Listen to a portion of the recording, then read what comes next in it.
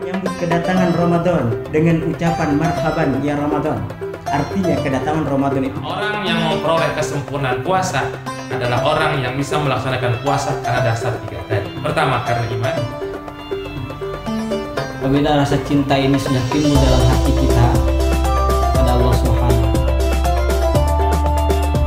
maka di dalam kondisi yang menakutkan sekarang ini, ketika kita tenang, jiwa kita tenang, mentalitas kita tenang menghadapi situasi, kembali kepada Allah, kita mohon ampun kepada Allah, dan kita berniat sungguh-sungguh.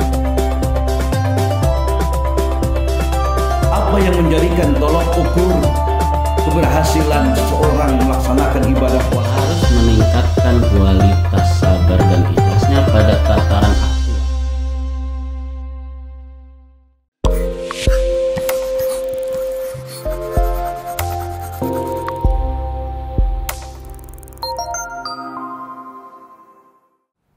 Assalamualaikum warahmatullahi wabarakatuh. Alhamdulillahirabbil alamin wa bihi nasta'inu ala umuri dunya waddin wa ala alihi wa sahbihi ajmain, amma ba'd. Sahabat insan Al-Kausar yang dimuliakan oleh Allah Subhanahu wa taala. Alhamdulillahirabbil alamin, puji syukur hanya milik Allah Subhanahu wa taala, yang mana Allah Subhanahu wa taala masih memberikan kepada kita karunia dan rahmatnya, yang mana kita masih bisa mengamalkan ibadah puasanya sampai hari ini juga. Salawat serta salam tak lupa kita sampaikan kepada junjungan Nabi besar Nabi Muhammad Sallallahu Alaihi Wasallam, yang mana atas pengorbanan beliau Islam masih berjaya pada hari ini. Sahabat insan Al-Kausar, hari ini kita sudah kedatangan tamu, yakni Al-Mukarram Ustadz Ahmad Fauzan Sopyan, yang mana beliau akan menyampaikan materi tentang hari ini yang bertema tentang mengendalikan hawa nafsu. Nah, Assalamualaikum Ustadz. Waalaikumsalam. Bagaimana kabarnya Ustadz? Alhamdulillah sehat. Masya Allah Ustadz, ini saya sendiri ya kadang sering sekali merasakan hawa nafsu saya ini sering naik ketika di bulan puasa Ramadan khususnya ya. Nah, bagaimana sih tipsnya untuk mengendalikan hawa nafsu di bulan Ramadan ini? Baik, insyaallah. Assalamualaikum warahmatullahi wabarakatuh. Waalaikumsalam warahmatullahi. Berbicara tentang hawa nafsu, ada 3 golongan. Golongan orang yang selalu terjumus dalam hawa nafsunya. Yang pertama, orang yang senantiasa mengendalikan hawa nafsunya, mengontrol hawa nafsunya, menyadari bahwa dia adalah hamba Allah, bukan hamba hawa nafsu, bukan hamba setan. Ini adalah golongan orang-orang yang mendapatkan keuntungan, ketenangan di dunia maupun di akhirat. Golongan orang yang senantiasa mengendalikan hawa nafsunya, senantiasa mengontrol hawa nafsunya, ini adalah orang-orang yang bahagia, orang-orang yang sukses, orang-orang yang Allah Subhanahu wa taala kasih rahmat, orang-orang yang Allah Subhanahu wa taala mencintai kepadanya. Ini adalah golongan orang yang pertama, orang yang selalu mengendalikan hawa nafsunya. Semoga kita termasuk dengan orang yang pertama ini. Amin. Golongan yang kedua adalah orang yang terkadang dia bisa mengendalikan hawa nafsunya, dan terkadang juga dia mengikuti hawa nafsunya. Ini adalah orang yang belum selamat, belum bisa selamat saat sakaratul maut tiba, belum bisa selamat dalam mati suul khotimah. Orang yang ini tatkala dia bisa mengendalikan hawa nafsunya, dan terkadang juga dia tidak bisa mengendalikan hawa nafsunya. Ini ada orang yang masih pelin-pelan dalam hidupnya, masih belum berpegang teguh pada hidupnya. Yang sangat dikhawatirkan dengan golongan orang ini, ketika sakaratul maut datang, dia tidak bisa dia tidak bisa mengendalikan hawa nafsunya. Nauzubillah min dzalik. Dia mati dalam keadaan su'ul khatimah. Ini adalah orang-orang yang golongan orang yang terkadang bisa mengendalikan hawa nafsunya, terkadang juga tidak bisa mengendalikan hawa nafsu. Terus yang ketiga, ini yang sangat berbahaya. Orang yang senantiasa mengikuti hawa nafsunya. Apa yang dikatakan oleh hawa nafsunya, dia ikuti. Ketika hawa nafsunya mengajak dia untuk melalaikan sholat, mengajak untuk melanggar segala perintah-perintah Allah, dia mengikutinya. Ini adalah orang yang paling bahaya. Terus ketika hawa nafsunya ini mengajak dia beramal keburukan, mengajak dalam keburukan, misalnya seperti mencuri, dia ikuti mencuri, menzalimi orang. Hawa nafsunya mengajak untuk menzalimi orang, dia ikuti hawa nafsu. Ini adalah orang yang sangat berbahaya. Wattaba'u syahwat fasawfa yalqawna ghayya. Orang yang senantiasa mengikuti hawa nafsunya, maka Allah Subhanahu wa taala akan masukkan ke dalam neraka al-ghayy. Dia akan menemui siksa nerakanya Allah Subhanahu wa taala. Kehadiran Allah Subhanahu wa taala momentum mumpung di bulan suci Ramadan yang berkah ini, kita senantiasa belajar mengendalikan hawa nafsu kita, menyadari bahwa kita ini adalah hamba Allah, diadakan oleh Allah, diciptakan oleh Allah, tinggal di bumi langit Allah 24 jam, selalu dengar oleh Allah Subhanahu wa taala. 24 jam selalu diperhatikan oleh Allah Subhanahu wa taala. Maka apabila kita menyadari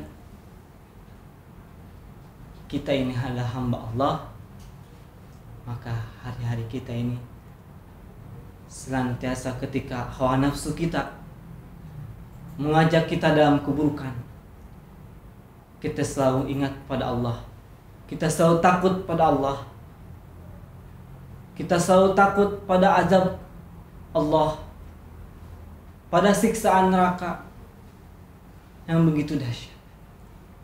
Orang yang selalu bisa mengendalikan hawa nafsunya, ketika hawa nafsunya mengajak untuk tidur, tapi pas tidur mendengar suara azan, hayya 'alas shalah, maka dia dalam hati dia mengikuti panggilan Allah Subhanahu wa taala, lebih mengikuti panggilan Allah Subhanahu wa taala daripada mengikuti hawa nafsunya untuk tidur.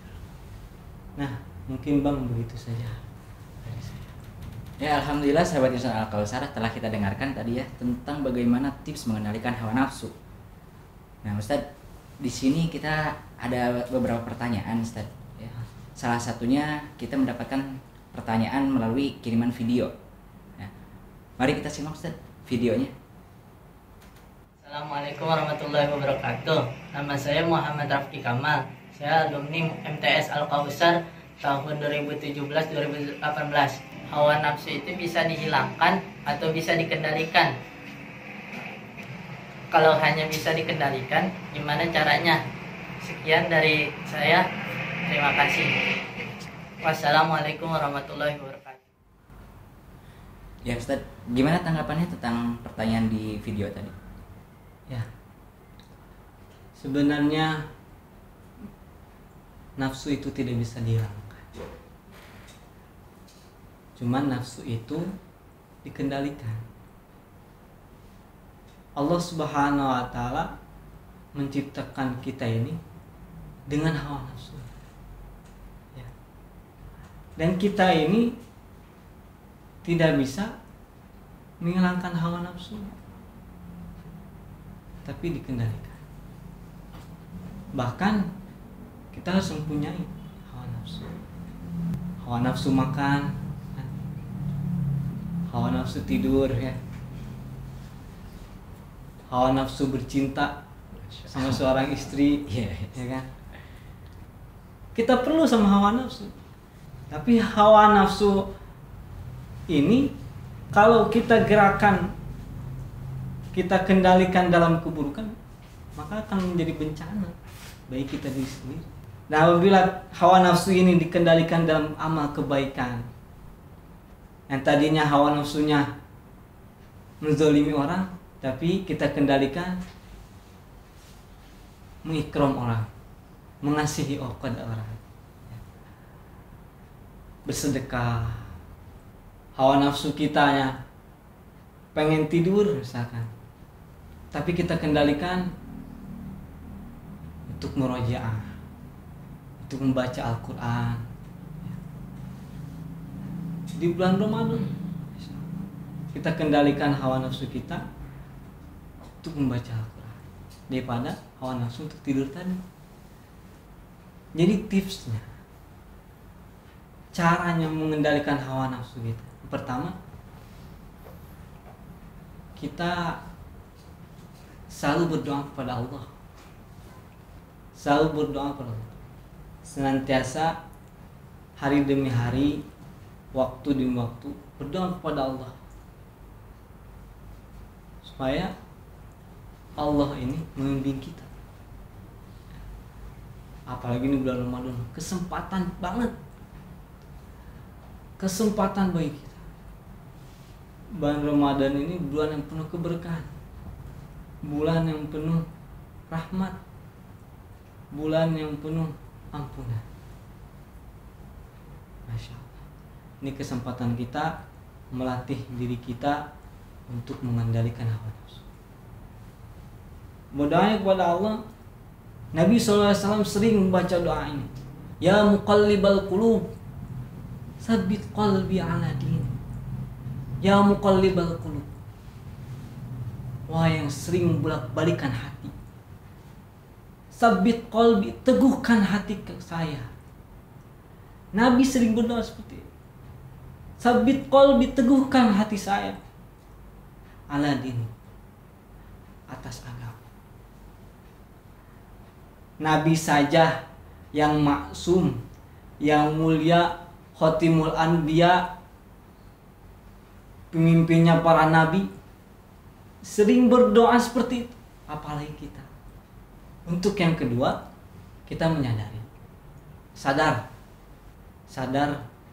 bahwa kita ini adalah hamba Allah, bukan hamba hawa nafsu.